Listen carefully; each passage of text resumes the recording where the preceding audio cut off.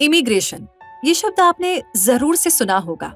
अगर आपके पास पासपोर्ट है या आप किसी फॉरेन कंट्री में जॉब, बिजनेस या परमानेंट सिटीजनशिप चाहते हैं, तो उम्मीद करते हैं कि आपको इमिग्रेशन प्रोसेस की अच्छी जानकारी होगी। आज इन्फिनिटी स्ट्रीम टीवी की इस डॉक्यूमेंट्री में आप इमिग्रेशन प्रोसेस के बारे में लगभग हर वो जानकारी पालेंगे जो आपकी नॉलेज बढ़ाएगी, या अगर कभी आपको इसकी जरूरत पड़ी तो आप इमिग्रेशन रिलेटेड काम पूरे करने में सेल्फ सफिशिएंट होंगे, यानी कि खुद से आप ये सारे काम कर सकते हैं। तो चलिए जरा इसे अच्छे से समझा जाए, इस इंटरनेशनल प्रोसेस को। सबसे पहला सवाल क्या है? इमिग्रेशन। इमिग्रेशन प्रोसेस जिसके पूरा करने पर कोई पर्सन अपना देश छोड़कर किसी दूसरी कंट्री में ट्रैवल कर सकता है। अगर इसकी हिस्ट्री को देखा जाए तो इमिग्रेशन प्रोसेस का हर देश पर social, economic and cultural impact पड़ता है और इसके लॉन्ग टर्म बेनिफिट भी उस देश को मिलते हैं। किसी भी देश में अगर मल्टी कल्चरल सोसाइटी है तो ये इमिग्रेशन की वजह से ही है। Science, medical, education, sports, employment, लगभग हर सेक्टर में कई कंट्रीज का डेवलपमेंट इमिग्रेशन के चलते ही हुआ है, क्योंकि Europe, USA, Australia, Canada, middle east के देशों में लोग एजुकेशन, जॉब, बेटर लाइफस्टाइल और बिजनेस पर्पस के चलते जाकर सेटल हो जाते हैं। इससे ना सिर्फ उस पर्टिकुलर देश की इकोनॉमी ग्रो करती है, वो इंसान पहले जिस देश का नागरिक था वहां भी अपनी फैमिली के पास पैसे भेजता है। इससे उसकी ओरिजिन कंट्री की इकोनॉमी भी ग्रो करती है। तो ये एक वाइस वर्सा प्रोसेस है जो हर देश को फायदा पहुंचाता है। जैसे कि हम इंडियंस विदेशों में बसना चाहते हैं, उसी तरह नेपाल, बांग्लादेश, श्रीलंका और बाकी देशों से भी लोग इंडियन सिटीजनशिप लेते हैं। इमिग्रेशन एक हिस्टोरिक प्रोसेस है, मतलब एक देश से दूसरे देश में बसने, आने जाने, पढ़ाई, बिजनेस, टूरिज्म जैसे काम करने से जुड़ा ये सदियों पुराना तरीका है। Post world war second time period में लार्ज स्केल पर रेफ्यूजी मूवमेंट के चलते इमिग्रेशन देखने को मिला। 1950 और 1960 के दशक में जब एशिया और अफ्रीका में ब्रिटिश और फ्रेंच कॉलोनाइजेशन खत्म हुआ तो एशिया और अफ्रीका से यूके और फ्रांस में लोगों का जाना शुरू हुआ। रिजल्ट ये निकला कि यूनाइटेड किंगडम ने जो ब्रिटिश नेशनैलिटी एक्ट 1948 पास किया था, उसके अंडर कॉलोनियल कंट्रीज के लोगों को ब्रिटिश सिटीजनशिप मिलने लगी। ये उन देशों के नागरिक थे जो ब्रिटिश कॉमनवेल्थ मेंबर कंट्रीज के सिटीजन थे। इमिग्रेशन प्रोसेस के जरिए यूरोप के देशों की नागरिकता मिलना शुरू होने पर इमिग्रेंट्स और गेस्ट वर्कर्स के तौर पर कॉलोनियल कंट्रीज के लोगों ने यूरोप के इंफ्रास्ट्रक्चर को दोबारा से बनाने में इम्पोर्टेंट कंट्रीब्यूशन दिया। वर्ल्ड वॉर सेकेंड के बाद अपनी गरीबी मिटाने और बेहतर जिंदगी की उम्मीद में यूरोप पहुंचे लोगों ने हेवी इंडस्ट्री, हेल्थ सर्विसेज और ट्रांसपोर्ट इंडस्ट्री में काम करना शुरू किया। हालांकि उन्हें अक्सर ही भेदभाव, डिस्क्रिमिनेशन और नस्ल भेदी टिप्पणी सुनने को मिलती, जिस वजह से कई देशों में ये माइनॉरिटी कम्युनिटीज बन गए। बहुत से देशों ने इस बैड कल्चर एटीट्यूड से निपटना भी शुरू कर दिया, तो वहीं कुछ देशों ने इमिग्रेशन को बहुत ही लिमिटेड बना दिया। लेकिन कुछ देशों ने इसका फायदा भी उठाया। उन्होंने इमिग्रेशन को ओपन और ब्रॉड बनाया, जिससे वहां जाकर के बसे लोग उस कंट्री की ग्रोथ का हिस्सा बने। यूएसए इसका सबसे बड़ा एग्जाम्पल है, जहां दुनिया भर से माइग्रेट कर चुके लोगों के चलते वहां डाइवर्स कल्चर तैयार हुआ। आज भी यूएसए जाने के लिए लोग हर तरह से कोशिश करते हैं। इस तरह से दुनिया भर में इमिग्रेशन सिटीजनशिप पाने का एक प्रोसेस बनकर उभरा। दुनिया भर के देश अपने बॉर्डर्स को कंट्रोल और मॉनिटर करते हैं ताकि इमिग्रेंट्स की संख्या को मैनेज किया जा सके। इससे ये भी पता चलता है कि कितने इमिग्रेंट्स अपने देश में हैं, किनको आने की परमिशन मिलनी चाहिए और कौन लोग लीगल माइग्रेशन कर रहे हैं। कुछ देशों में बॉर्डर इमिग्रेशन लॉज स्ट्रिक्ट हैं, तो कहीं बॉर्डर्स विदेशी नागरिकों के लिए ज्यादा ओपन हैं। एग्जाम्पल के तौर पर 1985 यानी 1985 में यूरोपियन कंट्रीज ने स्कैनजेन, लग्जमबर्ग में ये डिसाइड किया कि आपस में internal border check points and controls को खत्म किया जाना चाहिए। इसके बाद 1999 में टेम्पेयर, फिनलैंड में European Union immigration and asylum law pass किया गया। इसके नेक्स्ट स्टेप में यूरोपियन इकोनॉमिक एरिया को मंजूरी मिली और इसके मेंबर कंट्रीज के सिटीजन्स को right to live and work और राइट ऑफ रेजिडेंस मिला।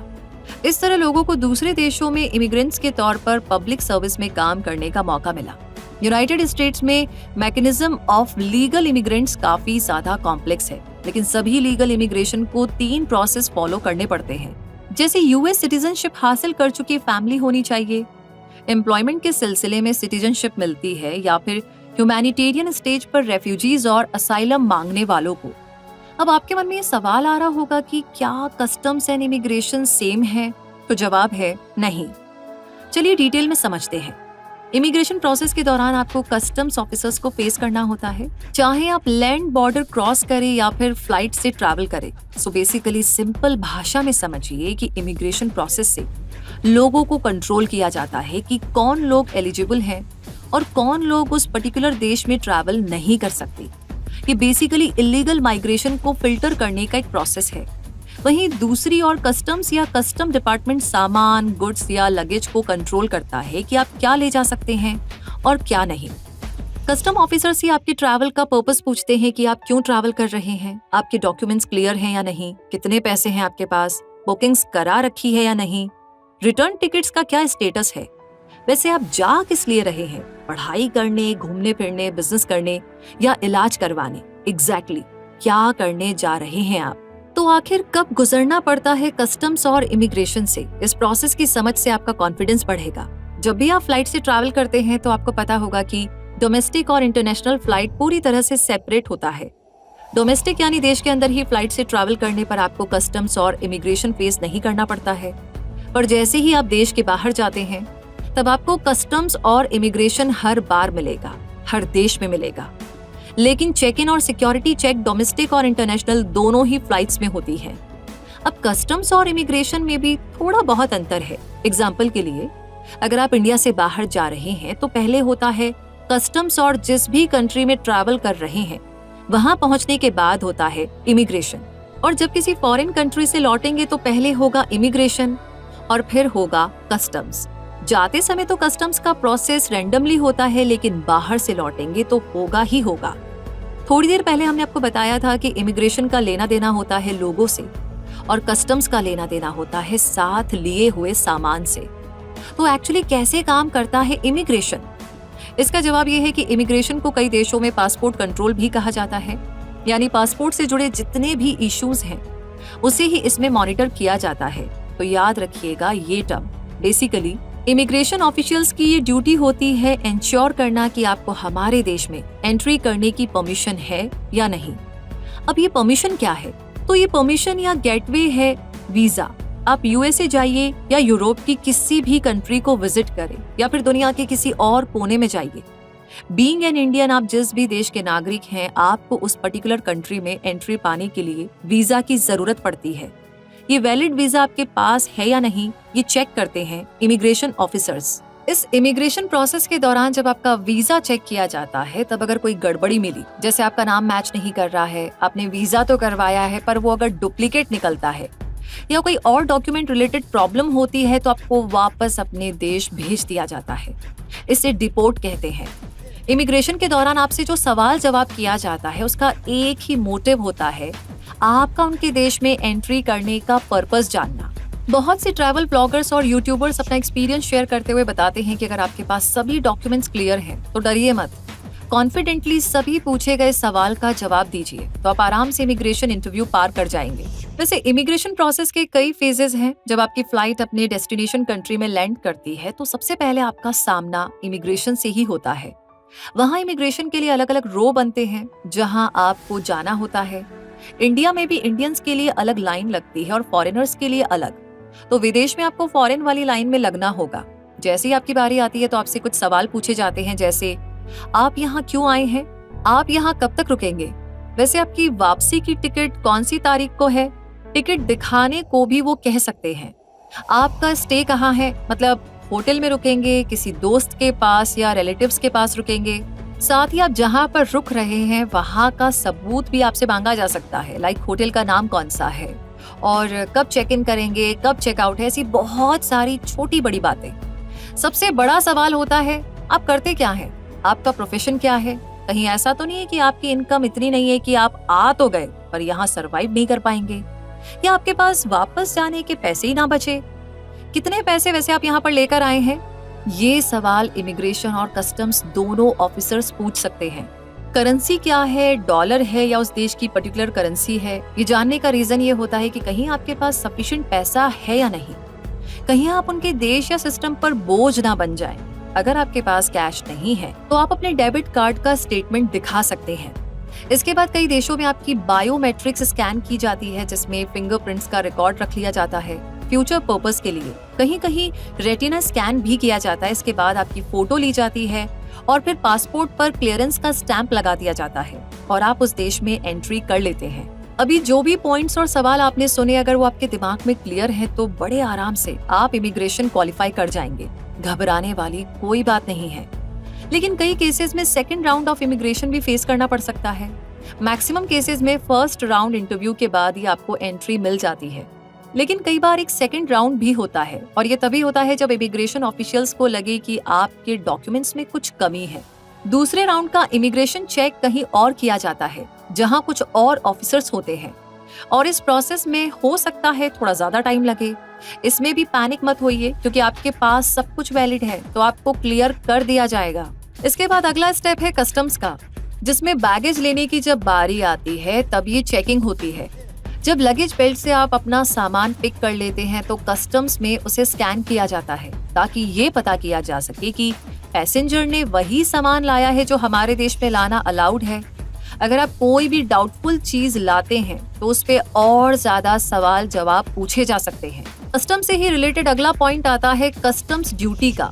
हो सकता है कि आपने इसके बारे में सुना होगा या कभी कस्टम्स ड्यूटी पे भी की हो। एक्चुअली अगर आप बाहर से कोई सामान लाते हैं तो उस पर कस्टम्स ड्यूटी चुकानी होती है, देनी पड़ती है। जैसे अगर आप आईफोन लाते हैं, जैसा कि बहुत सारे लोग करते भी हैं, क्योंकि इंडिया के मुकाबले विदेशों में आईफोन सस्ता मिलता है, तो उस पे आपको कस्टम्स ड्यूटी चुकानी होती है, तभी उसे आप लेकर जा पाएंगे, नहीं तो उसे जब्त कर लिया जाता है। बिना ड्यूटी दिए लाए गए सामान को अक्सर इलीगल कैटेगरी में डाल दिया जाता है, और अगर क्वांटिटी ज्यादा हुई या गोल्ड जैसा कुछ महंगा सामान हुआ तो वो सीधे स्मगलिंग कही जाएगी। कस्टम के रूल्स पता करने के लिए आप जिस भी देश में जा रहे हैं वहां के कस्टम डिपार्टमेंट की वेबसाइट को चेक कर सकते हैं। एक्सपीरियंस्ड ट्रैवलर्स बताते हैं कि बहुत से देशों में फ्रूट्स और वेजिटेबल्स ले जाना भी अलाउड नहीं होता है। ऐसा सेफ्टी प्रिकॉशंस लेते हुए किया जाता है। कई देशों में तो आपका मोबाइल और लैपटॉप को भी चेक किया जाता है, ये देखने के लिए कहीं आप कोई पायरेटेड कंटेंट या मूवीज तो नहीं लाए हैं जो कि उस देश में इलीगल है, या कोई और कंटेंट जो वहां अलाउड है ही नहीं। अगर ऐसा कुछ मिला तो वो डिलीट करवा दी जाएगी, जैसे नॉर्थ कोरिया जहां बाइबल, हॉलीवुड मूवीज वगैरह पर बैन है। ऐसे कई इंसिडेंट्स हुए हैं जहां बाइबल ले जा रहे ट्रैवलर्स को अरेस्ट करके जेल में डाल दिया गया। इमिग्रेशन क्लियर करने के बाद ऑफिसर्स के साथ अगर आपका एक्सपीरियंस अच्छा रहा तो उन्हें थैंक्स कहे, इससे उन्हें भी अच्छा लगता है, और आफ्टर ऑल उन्होंने आपको सर्व किया है, अपनी ड्यूटी करते हुए आपकी हेल्प की है, इससे एक पॉजिटिव इम्पैक्ट पड़ता है। अब अगर आपका मन है फॉरेन जाने का, चाहे कोई भी रीजन हो, तो एयरपोर्ट पर सबसे पहले इंडियन इमिग्रेशन सिस्टम से आपको गुजरना पड़ता है। अगर आप इंडिया से विदेश जा रहे हैं तो इमिग्रेशन प्रोसेस में ही एक डिपार्चर कार्ड आपको फिलअप करना होता है, जिसमें name, date of birth, passport number, address in India, flight number, date of departure और डेट ऑफ अराइवल भरना पड़ता है।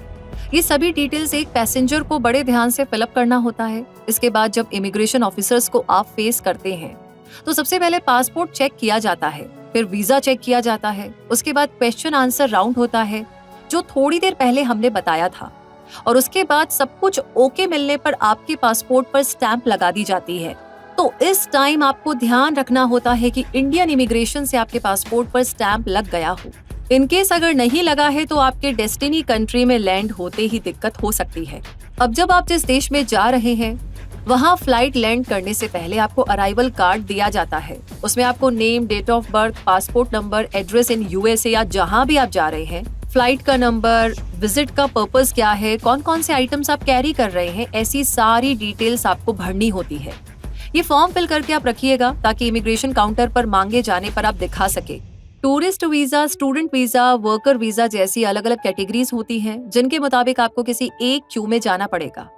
अगर आपके साथ आपकी फैमिली है तो फैमिली के लिए अलग इमिग्रेशन काउंटर होता है। इमिग्रेशन रूल्स को जानने का सबसे बेस्ट तरीका है उस कंट्री की इमिग्रेशन, कस्टम्स और एयरपोर्ट की वेबसाइट को विजिट करना।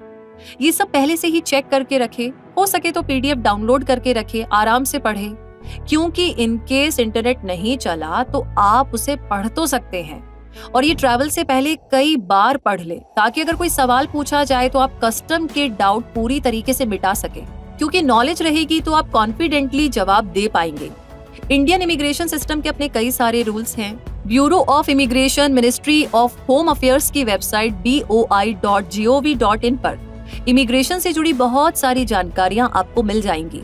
अलग अलग देशों में ट्रैवल करने के लिए अलग अलग रूल्स बने होते हैं। जैसे अगर आप फ्लाइट से नेपाल जा रहे हैं या नेपाल से इंडिया आ रहे हैं, तो आपको जिन बातों का ध्यान रखना चाहिए वो है, आपके पास वैलिड नेशनल पासपोर्ट होना चाहिए। Government of India, state government, union territories administration का अपने एम्प्लॉइज को दिया हुआ आईडी या इलेक्शन कमीशन ऑफ इंडिया का इशू किया हुआ वोटर आईडी कार्ड होना चाहिए। इमरजेंसी सर्टिफिकेट जो इशू किया गया हो एम्बेसी ऑफ इंडिया काठमांडू के जरिए। साथ ही एम्बेसी ऑफ इंडिया काठमांडू द्वारा इशू किया गया आइडेंटिटी सर्टिफिकेट। वो लोग जो 15 से 65 साल के हैं, उन्हें यहाँ पर बताए गए सारे डॉक्यूमेंट्स तैयार रखने होंगे। साथ ही अपनी एज प्रूफ करने के लिए भी आपके पास सपोर्टेड डॉक्यूमेंट्स होने चाहिए। साथ ही 15 साल से 18 साल के यंग लड़के लड़कियां भी स्कूल प्रिंसिपल की ओर से इशू किया गया आइडेंटिटी सर्टिफिकेट बनवा करके भी ट्रैवल कर सकते हैं। बाकी और भी नियम कानून कायदे हैं जिन्हें आप वेबसाइट पर जाकर के पढ़ सकते हैं। वहीं क्रिकेट में हमारी सबसे बड़ी राइवलरी कंट्री पाकिस्तान के लिए इमिग्रेशन रूल्स काफी कॉम्प्लिकेटेड है। डिप्लोमेटिक वीजा पर आए लोग, non diplomatic visa, SAARC visa, exemption sticker और सऊदी अरब वीजा होल्डर्स जो पाकिस्तानी सिटीजन हैं, उन्हें वीजा एप्लीकेशन फॉर्म यानी डुप्लीकेट कॉपीज कैरी करनी पड़ती है। इमिग्रेशन चेक पोस्ट पर ये सभी डॉक्यूमेंट्स दिखाने के बाद उन्हें रेगुलर रेजिडेंशियल परमिट दी जाती है। इसके बाद उन्हें फेरो, एफआरओ या कंसर्न पुलिस स्टेशन में जाना होता है। ये फॉर्मेलिटी इंडिया में उतरने के 24 घंटों के अंदर पूरी करनी पड़ती है। अब इमिग्रेशन के सबसे पॉपुलर तरीके की बात करते हैं। जी हाँ, आपने सही गैस किया, वीजा ऑन अराइवल। जैसे इंडियन पासपोर्ट होल्डर्स को कई फॉरेन कंट्रीज वीजा ऑन, के लिए आपको इन सारे लॉज में फिट बैठना होगा। जैसे जो इंडिया घूमने आए हैं और 60 दिनों से ज्यादा नहीं रुकेंगे, इनका पर्पस होगा बिजनेस, टूरिज्म, कॉन्फ्रेंस और मेडिकल इलाज में जाना। वो व्यक्ति जो वीजा ऑन अराइवल पाएगा, उनका इंडियन सिटीजनशिप ना हो या इंडिया में कहीं जॉब ना करता हो, जिनके पास 6 महीने का पुराना वैलिड पासपोर्ट हो, उसे भी वीजा ऑन अराइवल मिल जाएगा। जिसके पास सफिशिएंट पैसे हो, जो यहाँ खर्च करने में केपेबल हो और जिसके पास रिटर्न टिकट हो, और वो व्यक्ति जो गवर्नमेंट ऑफ इंडिया द्वारा पर्सोना नॉन ग्रेटा डिक्लेयर्ड ना हो, यानी कोई ऐसा व्यक्ति जिसका काम या नाम इंडिया में बैन ना हो। अब हमेशा ऐसा नहीं होता है कि लोग पासपोर्ट लेकर वीजा लगवा करके ही इंडिया आते हैं। बहुत से लोग इलीगली भी इंडिया में घुसने की कोशिश करते हैं। तो इलीगल इमिग्रेंट्स के लिए इंडिया में क्या रूल्स हैं? Foreigners act 1946 and the passport यानी एंट्री इनटू इंडिया एक्ट 1920 में कुछ ऐसे रूल्स एंड रेगुलेशंस हैं जो लोगों को पता होने चाहिए और जिनसे इंडिया में इलीगल इमिग्रेंट्स को रोका जाता है। इन्हीं एक्ट के जरिए फॉरेनर्स को इंडिया में वैलिड पासपोर्ट के साथ एंट्री मिलती है और इलीगल माइग्रेंट्स जो विदाउट वैलिड डॉक्यूमेंट्स घुसने की कोशिश करते हैं, उन्हें पेनल कॉन्सिक्वेंसेस झेलने पड़ते हैं। अब बात करते हैं द पासपोर्ट यानी एंट्री इनटू इंडिया एक्ट 1920 की। इंडिया में यह सबसे पुराना लॉ है जिसे इलीगल माइग्रेंट्स को डील करने के लिए बनाया गया था। इस एक्ट से सेंट्रल गवर्नमेंट को पावर मिलती है कि वो पासपोर्ट के जरिए इंडिया आने वालों के लिए रूल्स बनाए। साथ ही इसी एक्ट से सेंट्रल गवर्नमेंट को ये अधिकार भी मिला हुआ है कि इलीगल माइग्रेंट्स पर कानूनी कार्रवाई करे। अगला एक्ट है फॉरेनर्स एक्ट 1946। इस एक्ट ने शुरुआती फॉरेनर्स एक्ट 1940 को रिप्लेस किया और सेंट्रल गवर्नमेंट को ज्यादा पावर दी कि वो फॉरेनर्स को और बेहतर तरीके से डील करें। साथ ही इस एक्ट में ये भी कहा गया कि इलीगली इंडिया में आने वालों को जेल भी हो सकती है और फाइन भी भरना पड़ सकता है। फिर द फॉरेनर्स एक्ट 1946 के सेक्शन 3 के अंडर द फॉरेनर्स यानी कि ट्रिब्यूनल्स ऑर्डर 1964 फॉर्म किया गया। इसके जरिए ये डिसाइड होता है कि कोई इंडिया में इलीगली रह रहा है या नहीं। अपना काम करते हुए ट्रिब्यूनल्स को ये पावर है कि वो किसी के खिलाफ सिविल कोर्ट जा सकता है जिन पर ये आरोप है कि वो लीगल इमिग्रेंट है। ट्रिब्यूनल उस व्यक्ति को वैलिड डॉक्यूमेंट्स दिखाने को कह सकता है और अपनी नागरिकता प्रूफ करने के लिए विटनेस लाने को कह सकता है। 2019 में फॉरेनर्स यानी ट्रिब्यूनल्स ऑर्डर 1964 में अमेंडमेंट किया गया और ये इंडिया के सभी स्टेट्स और यूनियन टेरिटरीज के डिस्ट्रिक्ट मैजिस्ट्रेट्स को ये पावर मिली कि वो भी ये डिसाइड कर सकें कि कोई आदमी इंडिया में इलीगली रह रहा है या नहीं। वैसे अगर आप किसी कंट्री में जाना चाहते हैं या सेटल होने का विचार है तो कौन है मोस्ट फ्रेंडली माइग्रेशन प्रोसेसेस वाली कंट्रीज? कुछ आइडिया है आपको?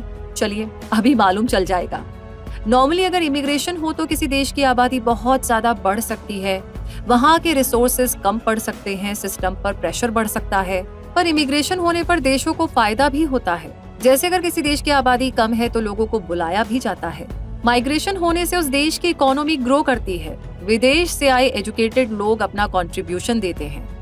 बिजनेस एक्सटेंडेड होता है जिससे उस देश में एम्प्लॉयमेंट बढ़ता है और एक मिक्स कल्चर डेवलप होता है। इमिग्रेशन और माइग्रेंट्स को एक्सेप्ट करने में ऑस्ट्रेलिया को one of the most friendly countries कहा जाता है। 2016 में हुए एक इंटरव्यू में यूनिवर्सिटी ऑफ सिडनी के प्रोफेसर स्टीफन कैसल्स, जो द एज ऑफ माइग्रेशन के ऑथर भी हैं, उन्होंने कहा था कि तब ऑस्ट्रेलिया की लगभग 28% आबादी दुनिया भर से आकर वहां बसी है। साथ ही लगभग 45% लोगों का ये कहना है कि उन्हें या उनके पेरेंट्स को माइग्रेशन का पर्सनल एक्सपीरियंस है। इसमें भी ज्यादातर लोग एशिया से हैं जो स्किल्ड लेबर के तौर पर ऑस्ट्रेलिया में काम की तलाश में पहुंचते हैं। ऑस्ट्रेलिया में अगर जाकर के रहना है तो 25 से 32 साल के लोगों को इमिग्रेशन में सबसे ज्यादा पॉइंट मिलते हैं। साथ ही यूनिवर्सिटी की डिग्री हो, आदमी एजुकेटेड हो, वर्क एक्सपीरियंस हो और इंग्लिश में प्रोफिशिएंसी हो तो ऑस्ट्रेलिया में इमिग्रेशन मिलने में ज्यादा दिक्कत नहीं होती है। लेकिन समंदर के रास्ते अगर कोई इलीगल माइग्रेशन करता पकड़ा गया तो उन्हें सी शोर्स पर बने कैंप्स में डाल दिया जाता है। ऑस्ट्रेलिया के बाद नाम आता है कनाडा का। अगर जो लोग यूएस से जाकर सेटल होना चाहते हैं पर वीजा नहीं मिल पाता है, उनकी सेकंड चॉइस बनता है कनाडा। कनाडा में ज्यादा वीजा ऑप्शंस है और एलिजिबिलिटी रिक्वायरमेंट्स भी ज्यादा नहीं है। साथ ही कनाडा को one of the most liveable places in the world कहा जाता है। इसके कई शहर टॉप 10 की लिस्ट में आते हैं जो best places to live and work में शामिल है। अच्छा health care system, immigrant friendly policies और एम्प्लॉयमेंट अपॉर्चुनिटीज के चलते कनाडा लोगों के लिए एक रिलायबल चॉइस है। इसलिए बहुत से देशों से लोग कनाडा चले आते हैं। अगर आप गूगल पर सर्च करेंगे कनाडा वीजा गाइड तो आपको और भी डिटेल्स मिल जाएंगी। इस लिस्ट में तीसरे नंबर पर है फ्रांस। एक टॉप टूरिस्ट डेस्टिनेशन के तौर पर फ्रांस हमेशा लोगों की पसंद में रहता है। फ्रांस में ज्यादा वीजा ऑप्शंस अवेलेबल है अगर आप वहां पर लॉन्ग टर्म में रहना चाहते हैं तो। 2017 में फ्रेंच गवर्नमेंट ने यूरोपियन यूनियन का मोस्ट एक्सेसिबल वीजा लॉन्च किया था जो टेक वर्कर्स के लिए था, वहां की टेक इंडस्ट्री को बूस्ट करने के लिए। फ्रेंच टेक वीजा से टेक वर्कर्स, इन्वेस्टर्स और एंटरप्रेन्योर्स को 4 साल के लिए वहां पर रहने और काम करने की परमिशन मिलती है। अगर आपको बीच लाइफ पसंद है और आप वेस्ट इंडीज जैसी किसी कंट्री में बसना चाहते हैं तो अगली कंट्री है कैरेबियन आइलैंड्स। कैरेबियन आइलैंड के बहुत से देश भी ट्रैवलर्स को लॉन्ग टर्म वीजा ऑफर कर रहे हैं। बारबाडोस ने recently Barbados welcome stamp launch किया जिसमें 12 महीने के लिए कोई भी रह सकता है जो फाइनेंशियली केपेबल है। एंग्विला और बरमूडा ने भी लगभग सिमिलर वीजा फैसिलिटी शुरू की है। केमैन आइलैंड्स ने अपना नया प्रोग्राम ग्लोबल सिटीजन कंशियस शुरू किया है जो लग्जूरियस वीजा एक्सपीरियंस पे बेस्ड है। इस लिस्ट में अगला नाम आता है उस देश का जो 2010 में फीफा वर्ल्ड कप चैंपियन बना था, एग्जैक्टली स्पेन। स्पेन यूरोप का एक और फेमस डेस्टिनेशन है। हाल ही में स्पेन ने डिजिटल नेम्ड वीजा लॉन्च किया था जिसमें इंडिविजुअल्स किसी कंपनी के लिए काम करते हुए 12 महीने स्पेन में रह सकते हैं और ये वीजा 3 सालों तक एक्सटेंड हो सकता है। वहां की गवर्नमेंट ने ये इनिशिएटिव इसलिए लिया ताकि सोशल एंड इकोनॉमिक एक्टिविटी को बूस्ट किया जा सके। देश के छोटे और लेस पॉपुलेटेड एरियाज में स्पेन आकर जिन लोगों को बीच लाइफ या विलेजेस में रिलैक्स्ड लाइफ जीनी है वो इस वीजा का फायदा उठा सकते हैं। अगला नाम एक बहुत ही छोटे देश का है और ये है एस्टोनिया। वर्क वीजा पाने के लिए एस्टोनिया सबसे आसान यूरोपियन कंट्री है। यहाँ लोगों को 1 साल के लिए टूरिस्ट के रूप में रहने के लिए एक बेहतर वीजा प्रोग्राम देता है। डिजिटल वर्क वीजा पाने के लिए आपको एक प्रूफ करना होगा कि आप टेलीकम्युनिकेशन टेक्नोलॉजी के साथ काम कर रहे हैं और आपके पास काम से जुड़े कई कॉन्ट्रैक्ट हैं, फिर चाहे वो कंपनी के साथ हो या क्लाइंट के साथ हो, ये डिटेल्स आपको देनी पड़ेगी। नॉर्वे और स्वालबार्ड का इमिग्रेशन भी वैसे बहुत ही फ्लेक्सिबल है। नॉर्वे डिजिटल वर्कर्स के लिए वीजा देता है जो स्वालबार्ड में रहना और काम करना चाहते हैं। नॉर्वे से स्वालबार्ड एक इंडिपेंडेंट एरिया है और यहाँ पर शिफ्ट होना इजी है क्योंकि आपको यहाँ असल में वीजा की जरूरत नहीं पड़ेगी। हालांकि स्वालबार्ड जाने के लिए आपको नॉर्वे से गुजरना होगा और आपको नॉर्वे का वीजा लेना पड़ेगा। वीजा मिल जाने पर आप स्वालबार्ड में एंट्री कर पाएंगे और वहाँ कितने भी दिनों तक रह सकते हैं जब तक कि आप खुद को फाइनेंशियली रूप से सपोर्ट कर सकते हैं या आपके पास इस बात का सबूत है कि आप यहाँ पर काम कर रहे हैं। और अब आखिरी नाम है न्यूजीलैंड। यहाँ पर कई तरह की वीजा की कैटेगरीज हैं। इससे आप अपनी स्किल के लिहाज से वीजा ढूंढ सकते हैं। क्योंकि न्यूजीलैंड वर्क वीजा में 50 से ज्यादा ऑप्शंस अवेलेबल हैं। इसके अलावा न्यूजीलैंड के साथ टाई अप होने पर उन देशों के लोगों को न्यूजीलैंड वर्किंग हॉलीडे वीजा देता है, जिसके मिलने पर आप वर्किंग हॉलीडे वीजा के साथ न्यूजीलैंड में 12 महीने तक रह सकते हैं। एग्जाम्पल के लिए अगर आप यूके या कनाडा से हैं तो आप 23 महीने के वर्किंग हॉलीडे वीजा के लिए अप्लाई कर सकते हैं। वैसे अब एक और जरूरी बात, अगर आप इमिग्रेशन वीजा किसी एजेंट के थ्रू लगवा रहे हैं तो आपको किन बातों का ध्यान रखना चाहिए, इसका जिक्र करना भी जरूरी है, क्योंकि अक्सर लोग यहीं पर फ्रॉड का शिकार हो जाते हैं। क्योंकि कॉमन मैन को वीजा और इमिग्रेशन की बहुत लिमिटेड नॉलेज होती है, तो वो पहुंचता है किसी एजेंट के पास। सबसे पहले एजेंट के बारे में पता लगा लीजिए कि उसे इस काम का कितना एक्सपीरियंस है, उसने कितने लोगों का इमिग्रेशन करवा कर दिया है। ज्यादातर लोग यूएसए, कनाडा, ऑस्ट्रेलिया और यूरोप जाना चाहते हैं जहां इमिग्रेशन थोड़ा टफ होता है, तो किसी ऐसे से पता लगा लीजिए जिसका सक्सेसफुल इमिग्रेशन एजेंट ने करवाया है। एजेंट अगर जेन्युइन है तो आपको वो अच्छे से सपोर्ट करेगा, पूरे प्रोसेस में हेल्प करेगा और इमिग्रेशन इंटरव्यू की तैयारी भी करवाएगा। किसी एजेंट के पास गए हैं तो डॉक्यूमेंटेशन प्रोसेस के दौरान ध्यान रखिएगा कि बिना पढ़े कोई भी डॉक्यूमेंट साइन ना करें। अगर कोई गलत जानकारी है तो आप पर एप्लीकेबल नहीं होता है तो उस पर साइन ना करें। अपने बारे में कोई भी रॉन्ग इन्फॉर्मेशन मत भरिए, कोई भी ब्लैंक डॉक्यूमेंट साइन मत कीजिए, बिना प्रोसेस पूरा हुए एजेंट को पैसे मत दीजिए, बार बार उसके पैसे की डिमांड पूरी मत कीजिए। अगर आपने कोई डॉक्यूमेंट साइन किया है तो उसकी कॉपी अपने पास रख लीजिए। वैसे ट्रेडिशनल करियर जैसे डॉक्टर, इंजीनियर या गवर्नमेंट जॉब से हटकर कुछ आप करना चाहते हैं तो इमिग्रेशन लॉ की पढ़ाई करके आप इस एरिया में अपना करियर बना सकते हैं। इमिग्रेशन इतना बड़ा सेक्टर है कि ना सिर्फ आप इंडिया में बल्कि फॉरेन इमिग्रेशन सिस्टम के साथ काम करके अच्छी कमाई कर सकते हैं। इमिग्रेशन एक ग्लोबल प्रोसेस है, इसलिए इसकी डिमांड हर कहीं पर है। इमिग्रेशन लॉ के अंदर बहुत सारे रूल्स होते हैं जो ट्रैवलर को फॉलो करने होते हैं, और अगर आप इमिग्रेशन लॉयर बनते हैं तो इंडिविजुअल कंसल्टेंट के रूप में किसी कंट्री के इमिग्रेशन डिपार्टमेंट में या अपनी खुद की एजेंसी चलाकर आप अच्छे पैसे कमा सकते हैं। एक इमिग्रेशन लॉयर का काम होता है अपने क्लाइंट्स का सिटीजनशिप रिलेटेड मैटर सॉल्व करना, ताकि वो जिस देश में जाना चाहता है वहां का प्रोसेस बड़े आराम से पूरा हो जाए। सबसे पहले बात एलिजिबिलिटी क्राइटेरिया की। कैंडिडेट्स जो इमिग्रेशन लॉ की पढ़ाई करना चाहते हैं वो यूजी और पीजी लेवल डिग्री के साथ साथ सर्टिफिकेट एंड डिप्लोमा कोर्स भी कर सकते हैं। अंडर ग्रेजुएट कोर्स के लिए कैंडिडेट का 10+2 क्लियर होना चाहिए और पोस्ट ग्रेजुएट कोर्स के लिए कैंडिडेट के पास LLB की डिग्री होनी चाहिए। और अगर आपको मालूम नहीं है तो बता देते हैं कि इमिग्रेशन लॉ एंट्रेंस एग्जाम भी देना पड़ता है।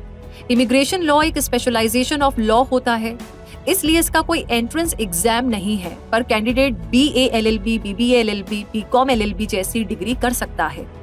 इन्हीं में इमिग्रेशन लॉ क्लियर हो जाता है। हालांकि इस सभी डिग्री कोर्स में एंट्री पाने के लिए आपको CLAT यानी कि CLAT common law admission test, CLAT PG, AILET, ELIT PG, ELIT यानी कि all India law entrance test और LSAT यानी कि the law school admission test, ILI CAT देना पड़ सकता है। अब इस सेक्टर में करियर बनाने के लिए कैंडिडेट में कुछ स्पेशल क्वालिटीज का होना बहुत जरूरी है, जिन्हें स्किल सेट कह सकते हैं। इमिग्रेशन लॉयर बनने के लिए कैंडिडेट को ऑलराउंडर होना होता है, जैसे international affairs, international relations, current affairs, general knowledge, politics जैसे सब्जेक्ट्स में अप टू डेट नॉलेज रखनी पड़ेगी।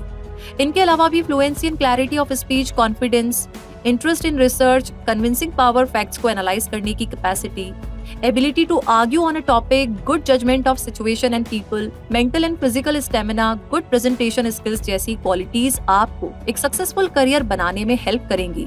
कोर्स पूरा करने के बाद आप professor in immigration law, immigration lawyer, immigration advocate और इमिग्रेशन लॉ एडवाइजर के तौर पर आप अपना करियर आगे बढ़ा सकते हैं। क्रिस्ट यूनिवर्सिटी का school of law, Bharati Vidyapeeth, Chandigarh university, Tamil Nadu की doctor Ambedkar law university, BHU यानी Banaras Hindu university, school of distance education Pune, Bangalore की national law school of India university, the Maharaja Sayaji Rao university of Baroda, Guru Gobind Singh Indraprastha university जैसे इंस्टीट्यूट से आप इमिग्रेशन लॉ की डिग्री ले सकते हैं। इमिग्रेशन लॉ के सिलेबस में आपको introduction to immigration law, constitutional sources of immigration law, immigrant categories and family based immigration, employment related immigration, employment related non-immigrant visas, other non-immigrant visas, undocumented immigrants, emerging issues in immigration, relief from deportation, humanitarian law, citizenship and naturalization, naturalization and denaturalization, immigration enforcement at the border enforcement choices, judicial review, immigration enforcement in the interior जैसे areas पढ़ाए जाते हैं। Naukri.com, LinkedIn और बाकी popular job portals, bureau of immigration, ministry of home affairs, popular tour and travel agencies, immigration departments और airport authorities में आप job opening ढूंढ सकते हैं। उम्मीद करते हैं कि इमिग्रेशन से जुड़ी आपकी लगभग सभी क्वेरीज क्लियर हो गई होंगी। ये जानकारी आपको कैसी लगी? कोई और भी सवाल है तो हमें कमेंट सेक्शन में लिख करके जरूर बताएं। वैसे ये डॉक्यूमेंट्री अगर आपको अच्छी लगी है तो इसे शेयर करना बिल्कुल ना भूलें। इस डॉक्यूमेंट्री को देखने के बाद अगली बार आप कहीं बाहर जाने का प्लान बनाएं और इमिग्रेशन क्लियर कर लें तो infinitystream.tv की टीम को खुशी मिलेगी कि हम आपके काम आ सके। ये प्लेटफॉर्म आपको अच्छा लग रहा है तो दूसरों को इसके ठिकाने के बारे में जरूर बताएं। क्या है ना कि अच्छी चीजें सबको मिलनी चाहिए, लेकिन इसी के साथ आगे ये जर्नी और बढ़ेगी और भी अच्छी अच्छी डॉक्यूमेंट्रीज आपको मिलेगी। उसके लिए बस थोड़ा इंतजार कीजिए, मिलेंगे जल्दी ही। तब तक के लिए धन्यवाद।